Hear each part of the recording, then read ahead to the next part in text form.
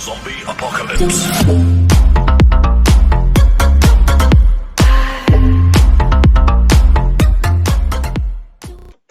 Hi guys.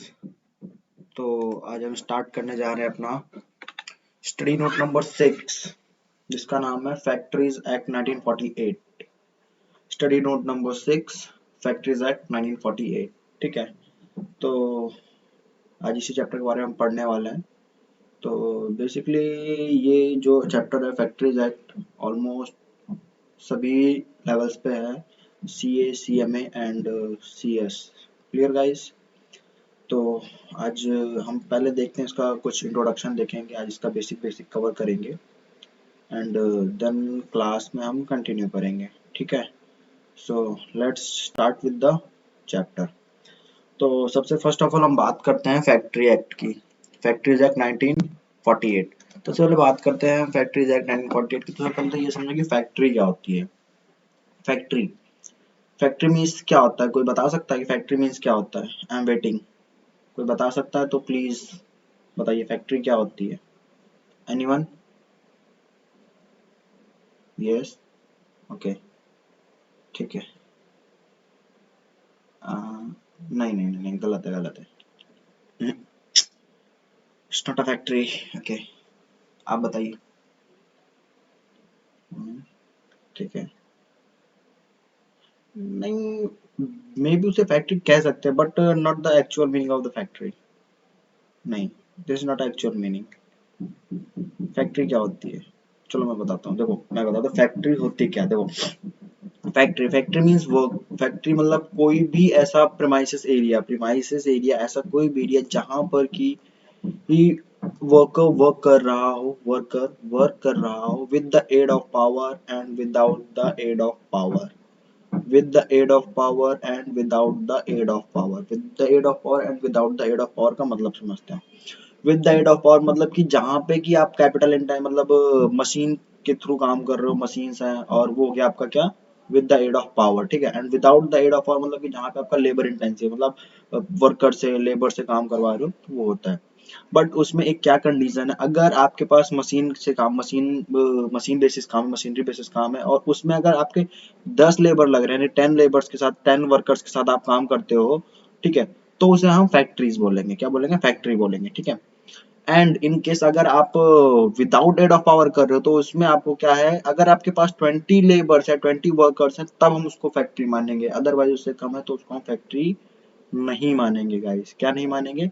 Factory नहीं मानेंगे। पहली चीज तो ये फैक्ट्री है। और फैक्ट्री का आप दूसरे डेफिनेशन ये देख सकते हो कि कोई भी ऐसा प्रीमाइसेस एरिया, कोई भी ऐसी प्रीमाइसेस एरिया जहां पर कि हम रॉ मटेरियल को फिनिश गुड्स में कन्वर्ट करें, यानी कि जहां पर कह सकते हो जहां मैन्युफैक्चरिंग प्रोसेस जहां पे होता है। क्या होता है? Manufacturing process. इट मींस कि लाइक आपका जो भी ऐसा कोई भी एरिया, ऐसा कोई भी प्रीमाइसेस एरिया जहां पर कि मैन्युफैक्चरिंग होता है। क्या होता है? मैन्युफैक्चरिंग होता है। Clear?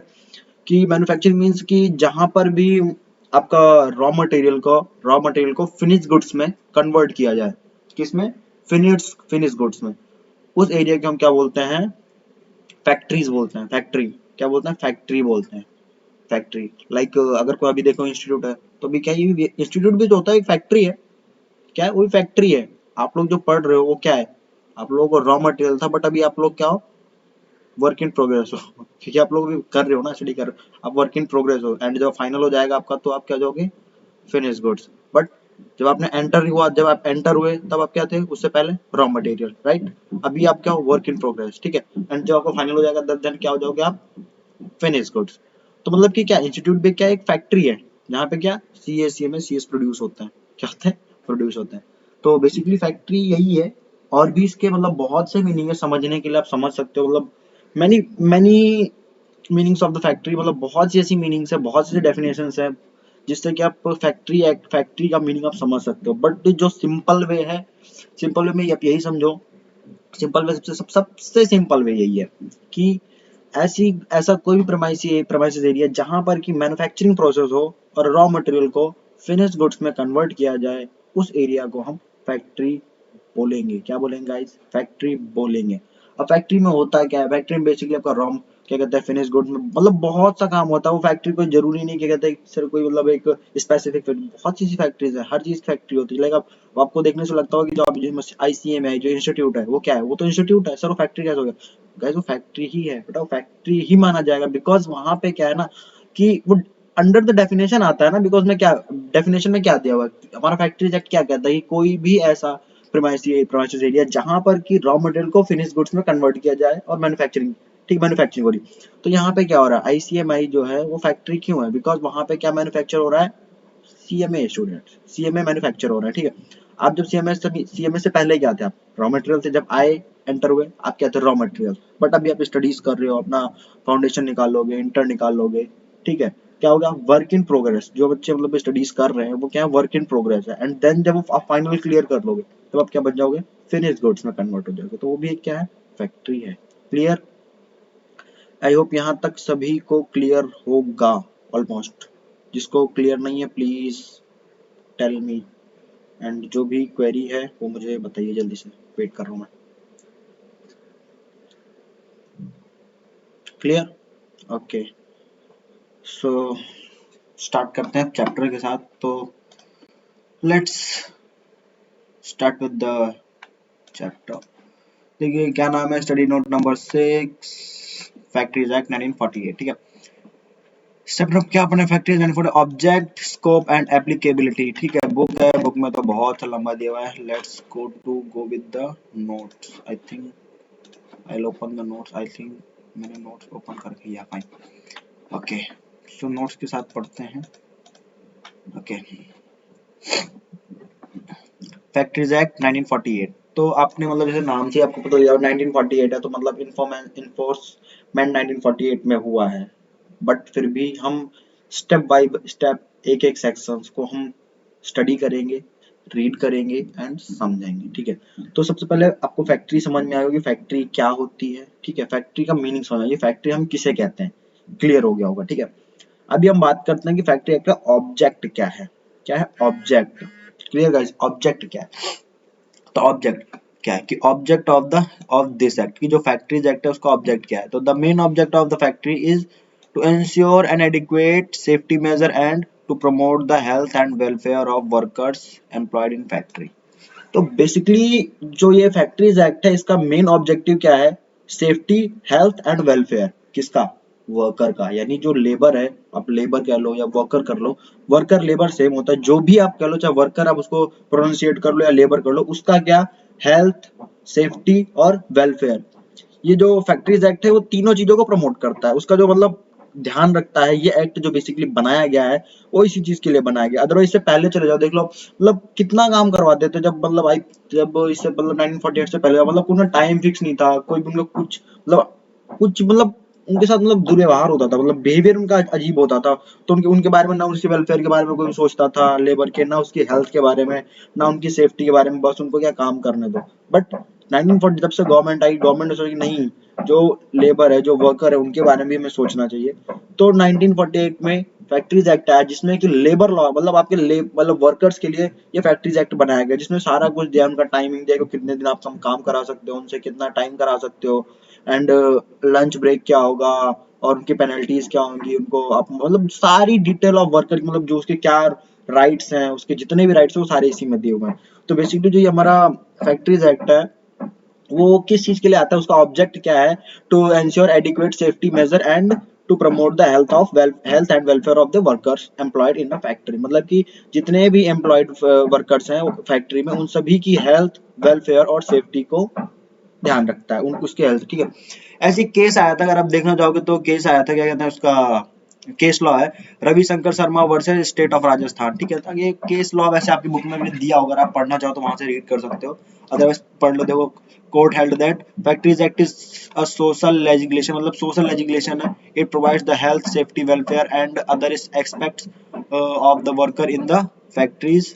Act is meant to provide protection or to the worker from being exploited by the greatly business establishment. It also provide the improvement of worker condition within a factory premises। मतलब वही बता रहा है कि जो ये है social legislation है, ये वर्कर्स को सेफ्टी और वेलफेयर एंड हेल्थ प्रोवाइड करने के लिए है। तो बेसिकली यही है। ठीक है। तो यहाँ तक अभी सब मतलब आपका ऑब्जेक्ट क्लियर हो गई। और बेसिकली इस चैप्टर का जो हमारा जो फैक्ट्रीज एक्ट है, इसका ऑब्जेक्ट है provide health, welfare and safety of the worker who is employed in a factory, ठीक है, which is employed in a factory. Clear. तो ऑब्जेक्ट जिसको अगर लिखना है तो you can write it down.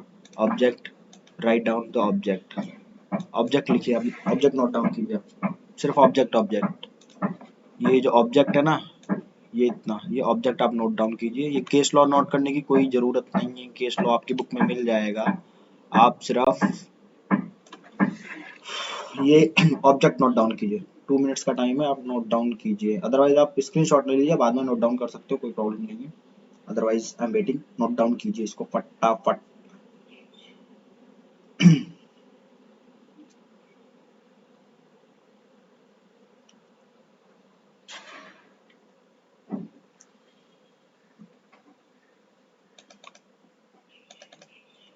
I hope guys note down हो गया होगा। आगे बढ़ते हैं, ठीक है। ओके, सो अब बात करते हैं हम अपने सेक्शन नंबर 1।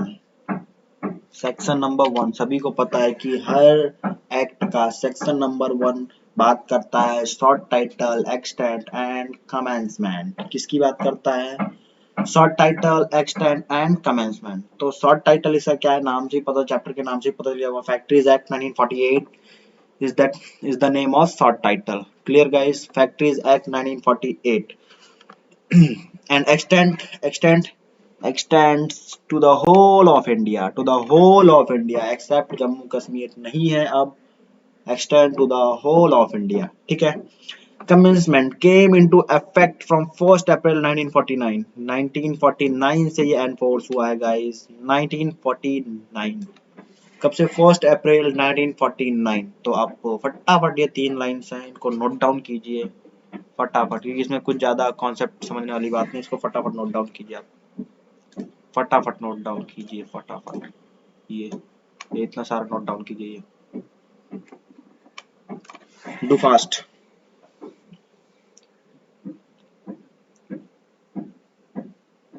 हुआ क्या? हुआ? जल्दी करो बाबा, जल्दी जल्दी जल्दी जल्दी।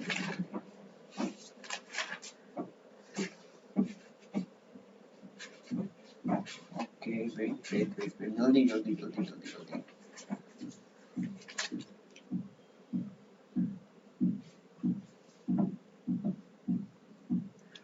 ओके, आई होप गाइस आप लोगों ने नोट डाउन कर लिया होगा, ठीक है। तो अब हम आगे बढ़ते हैं अपने नेक्स्ट उसकी तरफ। तो जो हमारा नेक्स्ट वो है हमारा डेफिनेशंस। तो हम कुछ डेफिनेशंस देखेंगे कि जो डेफिनेशंस दी हुई हैं आपके मॉड्यूल में भी दी हुई हैं, आपके मॉड्यूल में भी दी हुई हैं। एंड हम वैसे तो नोट से पढ़ेंगे, लेकिन मॉड्यूल जो है, आप मॉड्यूल आप रेफर कर सकते हो, मॉड्यूल से पढ़ लो, कोई जरूरी नहीं है, सेम ही है। बट नोट्स में ज़्यादा नोट्स बेटर रहेंगे, तो आप नोट्स देखिए, ठीक है। तो डेफिनेशन, सबसे पहला जो डेफिनेशन हमारा है कॉम्पिटेंट पर्सन। कॉम्पिटेंट पर्सन, ये वर्ड बार बार आपके उसमें मतलब चैप्टर में नोट डाउन होगा बार बार। तो कॉम्पिटेंट पर्सन क्या है? Competent person, competent person basically होता है चीफ इंस्पेक्टर होता है, जो कि इन सभी चीजों को रिकॉग्नाइज करेगा, सभी चीजों को देखेगा, ठीक है। कि फैक्ट्रीज एक्ट, फैक्ट्रीज में जो हो रहा है वो जो मतलब वर्कर की हेल्थ जो है वो प्रॉपर, उस हेल्थ का ख्याल रखा जा रहा है नहीं रखा जा रहा, उसकी सेफ्टी का ध्यान रखा जा रहा है नहीं जा रहा, उसके वेलफेयर का ध्यान रखा जा रहा है नहीं जा रहा। तो सब कौन देखेगा? ये देखेगा आपका वेलफेयर, वो देखेगा कौन? चीफ इंस्पेक्टर, ठीक है। तो गाइस इसके बारे में पढ़ते हैं तो क्या दिखा? अ पर्सन और institution recognized as such a chief inspector. कौन होगा? चीफ इंस्पेक्टर होगा, ठीक है। कॉम्पिटेंट पर्सन कौन होगा? वो चीफ इंस्पेक्टर होगा, जो कि सब बातों का, इन सब चीजों का ध्यान रखेगा। जो वर्कर है उसको वेलफेयर में, उसका वेलफेयर ध्यान रखा जा रहा है नहीं जा रहा, उसका हेल्थ के लिए ध्यान रखा जा रहा है नहीं रखा जा रहा, उसकी सेफ्टी के लिए ध्यान रखा जा रहा है या नहीं जा रहा, ठीक है। और वो क्या कर सकता है गाइस? वो कैरी आउट टेस्ट कर सकता है, ठीक है। वो टेस्टिंग कर सकता है, एग्जामिनेशन कर सकता है, मतलब किसी भी टाइम आपके फैक्ट्री में आके वो एग्जामाइन कर सकता है, कुछ भी चेक कर सकता है, उसके लिए आपको रोक नहीं सकता है कंपनी में, ठीक है। Inspection required to be done in a factory, जो भी इंस्पेक्शन रिक्वायरमेंट रिक्वायर्ड होगी वो आके एनी टाइम आके कभी भी वो फैक्ट्री के अंदर आके चेक कर सकता है। एग्जामिनेशन मतलब वो नहीं कि पेपर में बैठ के पेपर लिखना, एग्जामाइन मतलब कि पूरे फैक्ट्री को देखना कि क्या चल रहा है क्या नहीं, एग्जामाइन करना, ठीक है। एग्जामाइन कर सकता है कभी भी। और दूसरी चीज की जो ये चीफ इंस्पेक्टर होगा ये कोई भी नहीं उठ के बन जाएगा, ठीक है। एक क्वालिफाइड एंड एक्सपीरियंस पर्सन होगा जो कि जो गवर्नमेंट वो करेगी, हायर करेगी, ठीक है। तो बेसिकली क्या होगा, it is a qualified and experience person, जो कि अगर क्योंकि अगर अनएक्सपीरियंस पर्सन को भेज देंगे उसको क्या पता होगा फैक्ट्री के बारे में। नॉर्मली अगर मैं भी आपको भेज दूं, ठीक है, कि जाओ फैक्ट्री में एग्जामाइन करो, ठीक है, इंस्पेक्ट करो, क्या इंस्पेक्ट करोगे, कुछ नहीं कर सकते भी लोग, क्योंकि आप लोग उसकी चीज नॉलेज नहीं है, ठीक है, क्वालिफाइड नहीं हो आप, एक्सपीरियंस नहीं है आपको। तो वो एक्सपीरियंस एंड क्वालिफाइड पर्सन होना चाहिए। Qualified and experience person employed in institution, वो उसी इंस्टीट्यूशन में एम्प्लॉयड होगा, ठीक है। Have facility available to disposal, क्या दिया हुआ है, have facility available at his disposal with regards to conduct of test examination and inspection। मैंने क्या बताया कि उसको राइट्स हैं, उसको पावर्स हैं, वो कभी भी एनी टाइम जाके इंस्पेक्ट कर सकता है, एग्जामाइन कर सकता है। क्लियर? तो फटाफट ये सारा कुछ नोट डाउन कीजिए। डेफिनेशन में competent person section 2 CA, section 2 CA note down, note it down guys, note it down फटाफट। 2 मिनट्स का टाइम है, नोट डाउन करो। कुछ ज्यादा इतना इसमें कॉन्सेप्टली समझने की बात नहीं है, सिर्फ डेफिनेशंस हैं, क्योंकि देखिए इसमें आप अगर इसमें जितना दिमाग लगाओगे ना तो आगे आपको बहुत कॉम्प्लिकेशंस होने वाली है। तो अभी इसको जो दिया है बस आप उसको जितना समझा रहा हो उतना समझ लो, उसके आगे ज्यादा इसमें कुछ नहीं है, आप सिर्फ इसको नोट डाउन कीजिए, ठीक है। क्योंकि इसमें कुछ ज्यादा समझने वाली चीज नहीं है, तो डेफिनेशंस है, ठीक है। इसके बाद जो है वो समझने वाली चीज है, वो जो पॉइंट है वो समझने वाला है, ठीक है। तो आई होप सभी ने नोट डाउन कर लिया होगा। लेट्स मूव, ठीक है, ओके। नेक्स्ट है हमारा हैजार्डियस प्रोसेस गाइस। क्या है hazardous process? Section 2 subsection CB, section 2 subsection CB, hazardous process. Hazardous process क्या होता है? तो पहले देखते हैं हैजार्डियस प्रोसेस होता क्या है। हैजार्डियस प्रोसेस मींस कि any process or activity in relation to industry specified in first schedule, मतलब कि कोई भी इंडस्ट्री जो है हैजार्डियस, लाइक जो केमिकल इंडस्ट्रीज होती हैं, यहाँ जहां से भी मतलब पॉल्यूशन हो और जो कि हैजार्ड करे, मतलब लोगों को या पीपल्स को या जो उस फैक्ट्री में रह रहे हैं, मतलब जो वर्कर काम कर रहे हैं उनको वो इफेक्ट करे, उनको बीमार करे, या मतलब डेंजरस जो लाइक जैसे कि केमिकल फैक्ट्रीज हैं, स्टील फैक्ट्रीज हैं और भी बहुत सी फैक्ट्रीज हैं, तो वो हैजार्डियस प्रोसेस में आती है। किसमें? हैजार्डियस प्रोसेस, ठीक है गाइस। किसमें आती? Hazardous process. उससे क्या होता है कि सपोज अगर केमिकल इंडस्ट्री में कोई वर्कर काम कर रहा है तो वो हैजार्डियस प्रोसेस में आती है। अगर कोई सपोज कोई डेंजरस केमिकल है वो उसके ऊपर गिर गया या उससे उसके टच में आ गया तो उसको डेंजर उस चीज के लिए खतरा है, तो वो क्या होती है हैजार्डियस प्रोसेस में इन्वॉल्व है। किसमें? हैजार्डियस प्रोसेस में। तो हैजार्डियस प्रोसेस वही है। तो देखिए इसमें क्या दिया हुआ, आप देखते हैं, in any process or activity in relation to any industry specified in first schedule unless care is taken in handling, ठीक है, raw material, intermediate goods, finish goods, by product, waste, effluents, wood, मतलब कुछ भी हो सकता है, चाहे raw material हो, चाहे इंटरमीडिएट गुड्स हो, चाहे फिनिश गुड्स हो, चाहे बाई प्रोडक्ट हो, चाहे वेस्ट हो, या वेस्ट, मतलब कोई भी प्रोडक्ट हो, मैंडेटरी नहीं कि नहीं वो रॉ मटेरियल तो सिर्फ उसी से खतरा है, वो कुछ भी हो सकता है, रॉ मटेरियल हो सकता है, इंटरमीडिएट गुड्स भी हो सकता है, इंटरमीडिएट गुड्स यानी वर्क इन प्रोग्रेस जो होता है वो हो सकता है, फिनिश गुड्स भी हो सकता है, वेस्टेज जो बचता है, इफ्लुएंट्स होता है वो भी हो सकता है, ठीक है। तो होता है cause material impairment of the to the health of the person engaged in or connected with therewith, मतलब कि ये वो चीजें हैं जो कि उन उस प्रोसेस से कनेक्टेड है, उस प्रोसेस में इंगेज है, काम कर रहे हैं उसके साथ, और उनको उनकी हेल्थ को वो इम्पेयरमेंट कर सकते हैं, मतलब प्रोटेक्ट, मतलब वो क्या बोलते हैं उसको, क्या समझा आपको मैं, कि उसकी हेल्थ को डैमेज कर सकती हैं, लाइक कि उसके हेल्थ को नुकसान पहुंचा सकती हैं, राइट, क्लियर गाइस, कि उसके हेल्थ को नुकसान पहुंचा सकती है। तो ये वो प्रोसेस है हैजार्डियस प्रोसेस। अब देखिए लास्ट में क्या दिया हुआ, result in the pollution of general environment, कि जनरल एनवायरनमेंट में भी प्रोसेस होता है ना, तो वो ये है, वही चीज है। तो आप यही है, इसको फटाफट नोट डाउन कीजिए, हैजार्डियस प्रोसेस। मैं इसको इरेज करता हूँ, आप नोट डाउन कीजिए, एक second, just a second, okay, note down कीजिए हैजार्डियस प्रोसेस।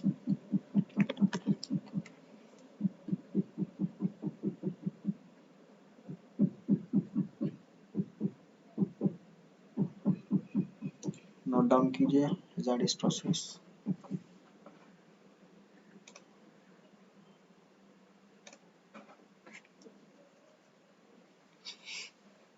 आई होप हो गया होगा सभी का क्लियर, मे बी।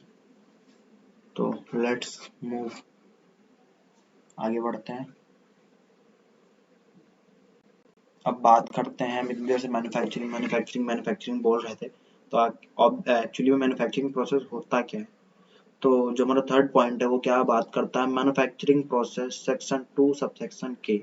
तो यहाँ पे जितने भी पॉइंट दिख रहे हैं ना गाइस, आपको जितने भी पॉइंट्स दिखे सारे मैन्युफैक्चरिंग में आते हैं। किसमें? मैन्युफैक्चरिंग प्रोसेस में आते हैं। वो मैन्युफैक्चरिंग प्रोसेस कौन कौन से आते हैं, एक बार हम जरा उनको देखते हैं। मैन्युफैक्चरिंग क्या आता है? Manufacturing process is any process for making, altering, repairing, ornamenting, finishing, packing, oiling, washing, cleaning, breaking up, demolishing, otherwise treating or adopting any article or substance with the view of its use, sale, transport, delivery or disposal। मतलब जितने भी आपका जब finishing कर रहे हो तब भी आप मैन्युफैक्चरिंग प्रोसेस में हो, अल्टर कोई चीज बनी है उसको उसको अल्टर कर रहे हो, यानी कि चेंजेस में कुछ चेंजेस कर रहे हो, वो भी आपका मैन्युफैक्चरिंग प्रोसेस है। कोई चीज न्यू प्रोडक्ट मतलब मेक कर रहे हो, बना रहे हो, वो तो है ही मैन्युफैक्चरिंग प्रोसेस। आप ऑयलिंग कर रहे हो, वो मैन्युफैक्चरिंग प्रोसेस। किसी चीज को तोड़ रहे हो, ब्रेकिंग अप कर रहे हो, वो भी आपका मैन्युफैक्चरिंग प्रोसेस है। पंपिंग ऑयल करो, वो मैन्युफैक्चरिंग प्रोसेस है। वाटर मैन्युफैक्चरिंग है, सेवेज और एनी अदर सब्सटेंस, वो मैन्युफैक्चरिंग प्रोसेस है। ठीक है, जैसे यहाँ पे देखिए कंस्ट्रक्टिंग, कोई चीज कंस्ट्रक्ट कर रहे हो, कंस्ट्रक्शन सब कंस्ट्रक्ट कर रहे हो, वो भी क्या मैन्युफैक्चरिंग है। बना हुआ है उसको वापस से रिकंस्ट्रक्ट कर रहे हो, दोबारा से बना रहे हो, वो भी आपका क्या है, मैन्युफैक्चरिंग प्रोसेस है। Repairing manufacturing process, refitting manufacturing, finishing और ब्रेकिंग अप, वो भी आपका मैन्युफैक्चरिंग प्रोसेस। शिप्स और वेसल्स जो है एक जगह से दूसरी जगह ट्रांसपोर्ट करने में काम आता है ना, तो ऊपर पढ़ा था हमने कि ट्रांसपोर्ट, ये दिखा ना, जनरेटिंग, ट्रांसफॉर्मिंग, ट्रांसमिटिंग, और ऊपर हमने पढ़ा था क्या, देखें, ट्रांसपोर्ट। ट्रांसपोर्ट जो वो भी हमारा क्या होता है, मैन्युफैक्चरिंग प्रोसेस होता है। क्या होता है गाइस, मैन्युफैक्चरिंग प्रोसेस। तो फटाफट इसको भी हम नोट डाउन कीजिए कि मैन्युफैक्चरिंग प्रोसेस क्या होता है। देखिए भी कुछ मतलब कौन सा वैसे के भी कोई टॉपिक आया नहीं कि जो इतना डीपली पढ़े, तो बस बेसिक बेसिक है कि कौन सी चीज क्या होती है, मैन्युफैक्चरिंग प्रोसेस क्या होता है, जितने भी नाम लिए सभी मैन्युफैक्चरिंग में आते हैं। ठीक है, तो बस इसको नोट डाउन कीजिए, बेसिक नोट डाउन कीजिए, कोई दिक्कत नहीं। मैन्युफैक्चरिंग प्रोसेस ही पढ़ रहे हैं, फटाफट नोट डाउन कीजिए। I am waiting.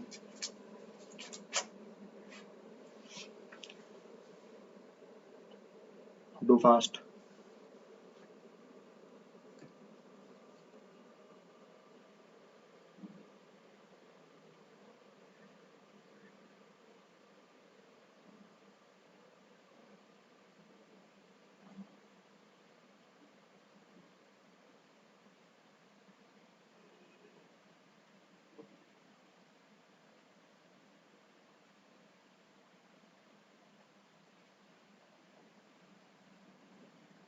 हुआ गया, हो गया, हो गया, ओके। नीचे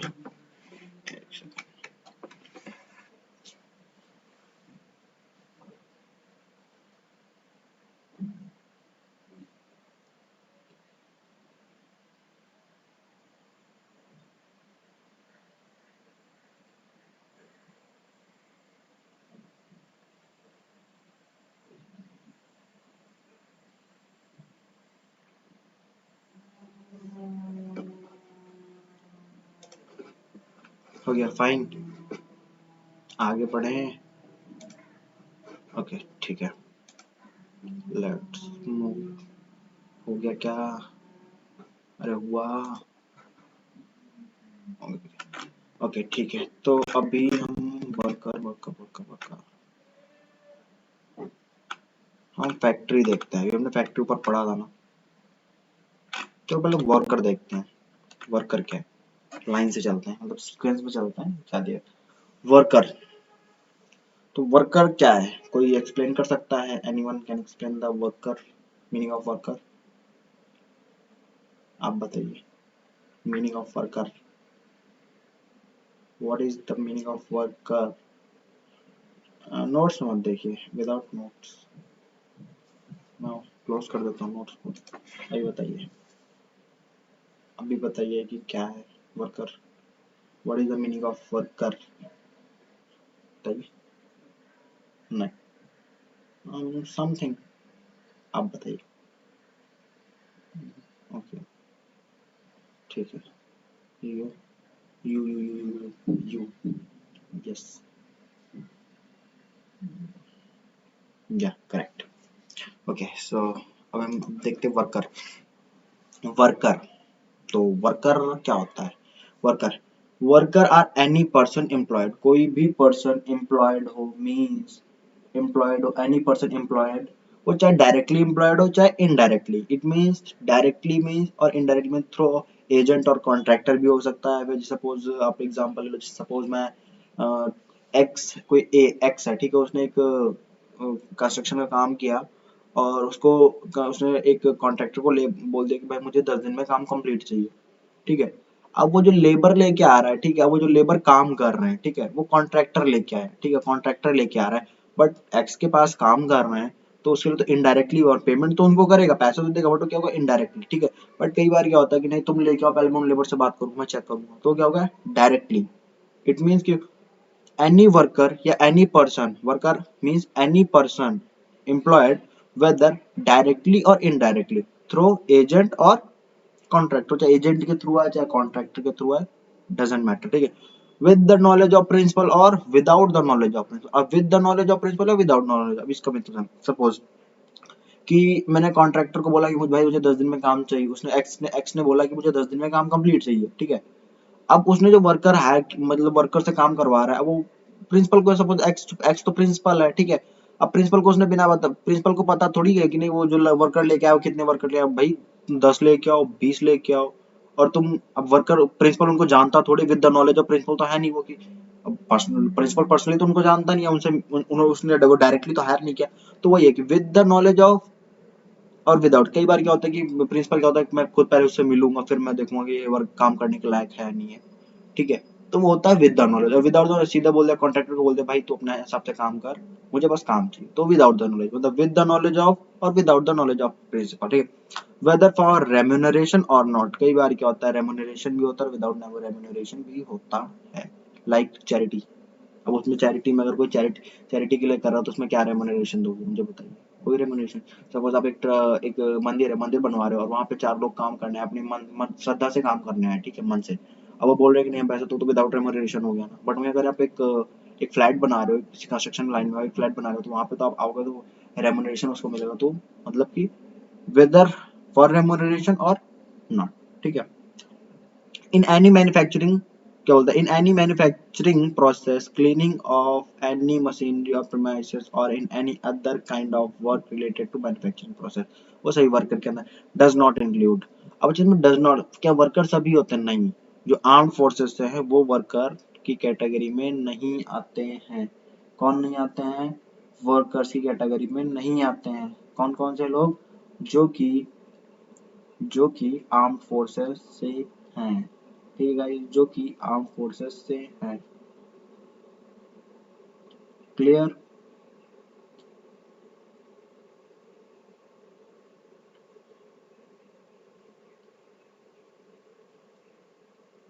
क्लियर? ओके, तो एक बार रीड कीजिए फटाफट। Worker are any person employed whether directly or indirectly through agent or contractor हो सकता है, with or without knowledge of principal, whether for remuneration or not, clear। And in any manufacturing process, cleaning of any machinery or premises or in any other kind of work related to manufacturing process does not include, मतलब वो जरूरी नहीं कि आपको manufacturing process में ही हो तभी उसको हम वर्कर बोलेंगे, ठीक है। इन एनी मैन्युफैक्चरिंग, तो वो मैन्युफैक्चरिंग मशीन चला रहा है, मशीन ऑपरेट कर रहा है, तभी वर्कर होगा नहीं। अगर वो क्लीनिंग कर रहा है, तो अगर क्लीनिंग ऑफ एनी मशीनरी कर रहा है तब भी वो वर्कर है। और किसी, मतलब जो प्रीमाइसेस, मतलब जो फैक्ट्री के आसपास का एरिया होता है उसमें प्रीमाइसेस बोलते हैं। अगर उस प्रीमाइसेस एरिया में वो काम कर रहा है, कोई भी काम कर रहा है, तो वर्कर की कैटेगरी में आता है। और in any other kind of work related to manufacturing, कोई भी काम जो कि मैन्युफैक्चरिंग प्रोसेस से रिलेटेड है, और वो कोई भी वर्क पर्सन उसमें काम कर रहा है, तो उसे हम वर्कर की कैटेगरी में रखेंगे। But does not include any member of arm force, arm force का कोई भी मेंबर वर्कर की कैटेगरी में नहीं आता है। क्लियर? फटाफट नोट डाउन करो इसको। 5 मिनट्स 2 मिनट्स का टाइम है, फटाफट note down, note down right now.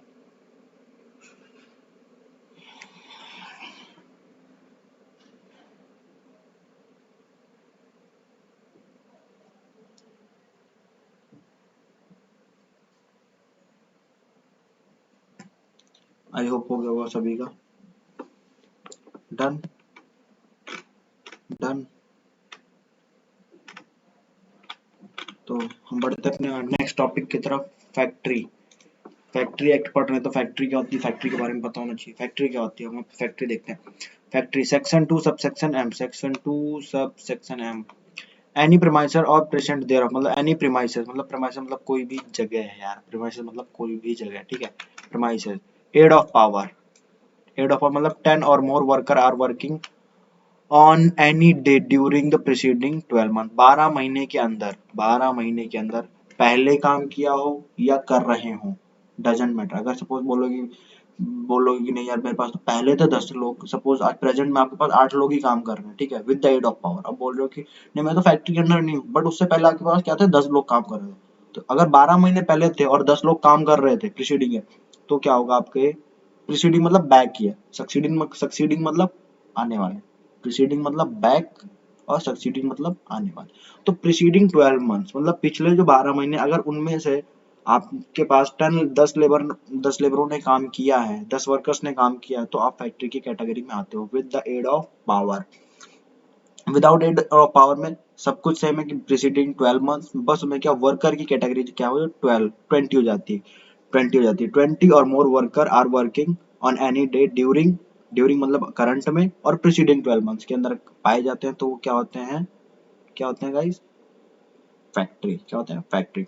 अब with the aid of power का मैंने आपको स्टार्टिंग में ही बताया था, with the aid of power मतलब कि जहां पर की मशीनरी भी यूज हो रही है और उस साथ में 10 लेबर, अगर सपोज मशीनरी यूज करो, मशीन यूज कर रही है कंपनी, मशीनरी फैक्ट्री, मशीन से काम हो रहा है, उसके साथ 10 वर्कर अगर उस कंपनी में पाए, उस फैक्ट्री में पाए जाते हैं, तो उसको हम फैक्ट्री बोलेंगे। और अगर कोई ऐसी जगह है, कोई ऐसा प्रीमाइसेस है जहां पे की मशीनरी नहीं है, सिर्फ लेब वर्कर्स के थ्रू काम कराया जा रहा है, तो वहां पे अगर 20 वर्कर्स पाए जाते हैं, 20 और 20 मोर, ठीक है, तो उसको हम क्या बोलेंगे, without the aid of power, ठीक है। In any part of manufacturing process, in any part of manufacturing process, manufacturing में हैजार्ड हो सकता है, ठीक है। तो manufacturing but does not include, अब फैक्ट्री में कौन कौन से नहीं आते हैं, पहला mines, mobile and armed forces, railway, hotels, restaurant and earning. यार ऐसे होटल्स में देखोगे, रेस्टोरेंट में देखो 20 25 वेटर होंगे, बोलोगे फैक्ट्री, तो उनको फैक्ट्री, फैक्ट्री नहीं, वो फैक्ट्री नहीं है, उसके लिए अलग लॉज है, ठीक है। जैसे कि आपका माइंस है, अब माइंस के लिए अलग लॉ बना हुआ है, माइंस के लिए, mines subject to mines act 1952 के लिए बना हुआ है, ठीक है। उसी तरह से रेलवेज के लिए अलग है, मतलब सभी के लिए अलग है, ठीक है। तो फैक्ट्री ये जो है, ये चार चीजें, ये पांच चीजें फैक्ट्रीज में नहीं इंक्लूड होती। फर्स्ट माइन, दूसरा mobile industry, third arm forces, fourth railway, fifth hotel restaurant and eating places. I hope सभी को क्लियर होगा यहाँ तक। तो फटाफट इसको आप नोट डाउन कीजिए, ठीक है। फैक्ट्री क्या होती है, नोट डाउन कीजिए, डू फास्ट।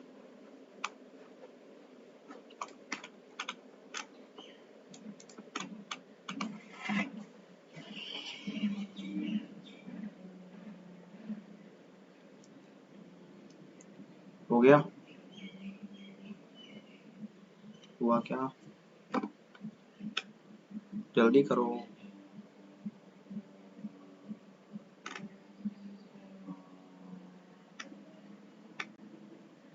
ओके,